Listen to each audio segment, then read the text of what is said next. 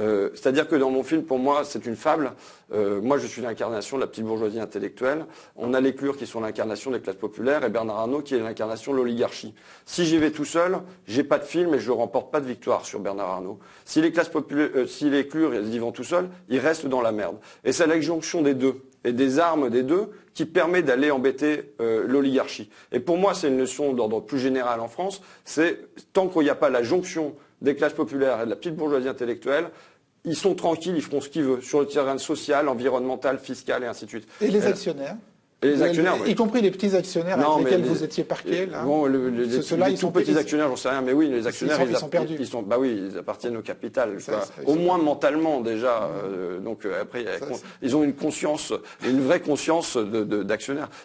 Je terminerai donc sur une citation de Lénine qui disait une situation pré-révolutionnaire éclate lorsque ceux d'en haut ne peuvent plus, ceux d'en bas ne veulent plus, et ceux du milieu basculent avec ceux d'en bas.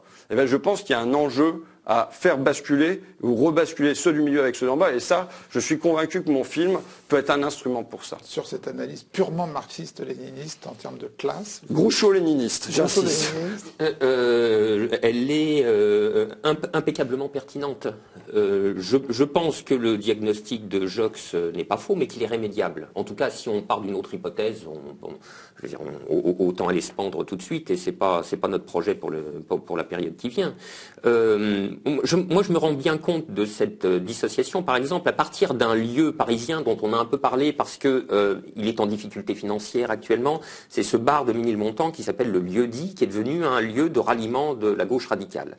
Le Lieu-dit est dans un quartier populaire, Ménilmontant. Mais la sociologie de sa fréquentation est tout sauf populaire. C'est la petite ou moyenne bourgeoisie éduquée à haut niveau de capital intellectuel, culturel, etc., etc. Et quoi que nous parlions presque à chacune de nos réunions de sortir du néolibéralisme, mais aussi sortir du capitalisme, etc., on voit bien que nous sommes un isolat social sans lien avec ceux qui souffrent au tout premier chef de cet ordre capitaliste, à savoir précisément les classes ouvrières, auxquelles on pourrait ajouter les employés. Ça fait tout ça plus de 50% de la population active. C'est quand même des très très gros bataillons.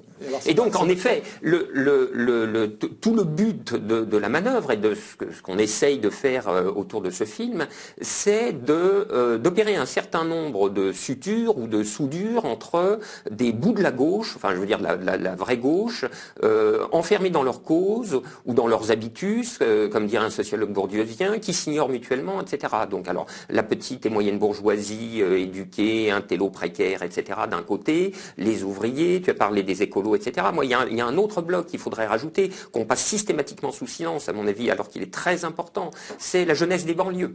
La jeunesse des banlieues, j'ai toujours été très étonné, enfin pas toujours, j'en ai pris conscience que très tardivement d'ailleurs, que ce livre extraordinaire qui s'appelait L'insurrection qui vient, qui était paru en 2007, et qui donc prophétisait une insurrection à venir que nous attendons toujours. Livre du comité invisible. Livre du comité invisible, absolument. N'accordait quasiment aucune place à une insurrection qui était venue, qui étaient les émeutes, entre guillemets, des banlieues de 2005, qu'on qualifie d'émeutes précisément pour leur ôter tout caractère politique. Une espèce d'éruption, de violence informe, chaotique, dont il n'y a rien à tirer et qui n'est offerte qu'à la répression. Donc c'était un soulèvement qui était fondamentalement politique dans ses ressorts. Et donc ça, c'est aussi un bloc de la société française qui ne veut plus, selon l'adage léniniste, et qu'il va falloir agglomérer à cette reformation d'une gauche mouvementiste dont on sait en tout cas pour sûr que son action ne passera absolument pas par les institutions politiques établies. Ça, c'est bel et bien certain. C'est la seule chose dont on puisse être certain d'ailleurs.